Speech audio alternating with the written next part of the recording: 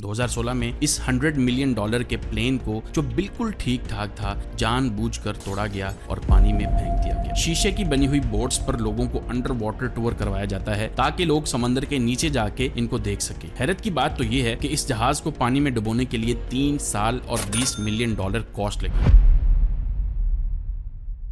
एक वक्त में ये एयरबस A330 एयरक्राफ्ट, जो 30,000 फीट की हाइट पर 100 से ज्यादा लोगों को लेकर उड़ता था, आज टर्की के एगन सी में 75 फीट नीचे पानी में दफन है। 2016 में इस $100 मिलियन के प्लेन को, जो बिल्कुल ठीक ठाक था, जानबूझकर तोड़ा गया और पानी में फेंक दिया गया। छोटे छोटे पार्ट्स में टूट जाने के बाद इन पार्ट्स को ट्रक्स पर लोड करके कुसदासी की सी साइड पर पानी में फेंक दिया गया। आखिर वो क्या रीजन थी इस इंजीनियरिंग मार्वल की सिंकिंग के पीछे? मुख्तसर जवाब चाहिए तो वो है आर्टिफिशियल रीफ बनाने के लिए। वो क्या होता है, चलिए डिटेल्स में बताता हूँ। अब अगर देखा जाए तो ये कोई नई बात नहीं है। बहुत सारे कंट्रीज पहले ये काम कर चुके हैं, जिसमें प्लेन्स ही नहीं, दूसरी तरह की भी चीजें यूज की जा चुकी हैं ताकि समंदर की सी बेड में सेकंड लाइफ क्रिएट की जा सके। अब ये रीफ क्या है और क्यों इतना जरूरी है? समंदर में जहां जमीन बिल्कुल प्लेन हो, वहां किसी भी चीज के होने की वजह से सी लाइफ स्टार्ट हो जाती है, जिससे फिशेस बनती हैं, यानी समुद्री मखलूक की कॉलोनी बन जाती है।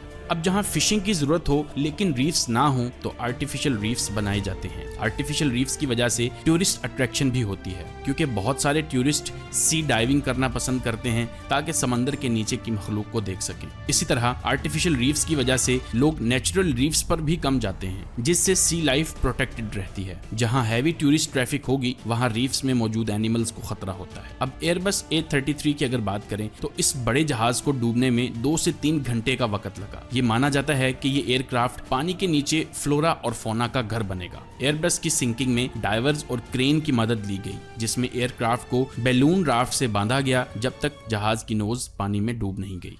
अब ये जहाज था तो फंक्शनल, लेकिन काफी पुराना था। लोकल गवर्नमेंट ने यह बताया कि एयरबस A330 को कोरल रीफ में बदलने से टर्की में लोकल और फॉरेन टूरिस्ट आएंगे। इस एयरक्राफ्ट के पानी में डूबने से पहले टर्की में एक सुसाइड बॉम्ब अटैक हो चुका था। पूरी दुनिया के लिए ये बहुत बड़ा कंसर्न बना, जिससे टर्की में टूरिज्म कम हो गया। तो टूरिस्ट अट्रैक्शन के लिए इस प्लेन को एक डेस्टिनेशन पॉइंट बनाया गया। यही नहीं, 3 और प्लेन्स को भी पानी में डुबोया गया था। टर्की को देखते हुए किंगडम ऑफ जॉर्डन ने भी अपने कई मिलिट्री इक्विपमेंट्स जैसे कि टैंक्स, ट्रूप कैरियर्स और हेलीकॉप्टर्स को पानी में डुबोया और इनका एक अंडर वाटर म्यूजियम बनाया जो रेड सी के बिल्कुल किनारे पर है। तकरीबन 19 मिलिट्री की चीजों को 92 फीट समंदर की गहराई में डुबोया गया। ये अंडर वाटर म्यूजियम अब एक डाइविंग साइट बन चुका है, जहां बहुत कुछ देखने को मिलता है, जैसे कि tanks, ambulances, military cranes, troop carriers, anti aircraft batteries, weapons और हेलीकॉप्टर्स। इन सब चीजों को एक प्रॉपर अरेंजमेंट में रखा गया है पानी में। सिर्फ पानी में फेंकने के लिए ही 7 दिन का वक्त लगा और अब हर कोई इनको अकाबा के डाइविंग रिजॉर्ट में देख सकता है। इस म्यूजियम का मकसद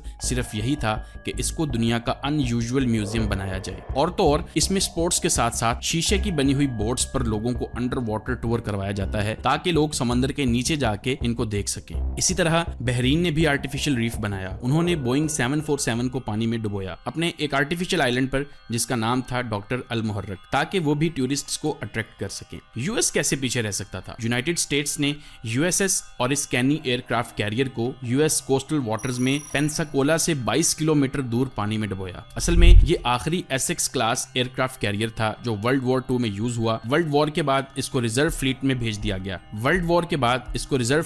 दिया गया रिपेयर होने के लिए, लेकिन रिपेयरिंग की कॉस्ट बहुत ज्यादा थी। तो 2004 में यूएस नेवी ने इसको परचेज किया और स्टेट्स ऑफ फ्लोरिडा में आर्टिफिशियल रीफ बनाने के लिए समंदर में डुबो दिया। हैरत की बात तो ये है कि इस जहाज को पानी में डुबोने के लिए 3 साल और $20 मिलियन कॉस्ट लगी और फाइनली 17 मई 2006 में इस शिप को यूएस नेवी पर्सनल ने 212 फुट पानी में डुबो दिया। जहाज में 230 किलोग्राम C4 मटेरियल यूज किया गया था ताकि जहाज को तबाह किया जा सके। न्यूयॉर्क की सबवे कार्स के साथ भी यही किया गया। ट्रांसपोर्टेशन की डिमांड न्यूयॉर्क सिटी में ज्यादा है। रोज लाखों पैसेंजर्स डिफरेंट डेस्टिनेशंस पर जाने के लिए सबवे का इस्तेमाल करते हैं, लेकिन न्यूयॉर्क की सबवे दुनिया की सबसे पुरानी पब्लिक ट्रांसपोर्टेशन में आती है। 1904 से ऑपरेशनल होने की वजह से बहुत सारी सबवे कार्स को अब यूज नहीं किया जा सकता था। तो अनयूज्ड सबवे कार्स को पहले एक स्पेशल सबवे डिस्पोजल साइट पर रखा गया जो कि न्यूयॉर्क सिटी से थोड़ा बाहर है। उनको कचरा समझ के वहां फेंक दिया गया, लेकिन 2001 में मैरीलैंड रीफ कंपनी ने एक जबरदस्त आइडिया दिया कि इन कार्स को आर्टिफिशियल रीफ के लिए यूज किया जा सकता है। इस काम के लिए डेलावेयर के स्लॉटर बीच को सिलेक्ट किया गया। इस आर्टिफिशियल रीफ को नाम दिया गया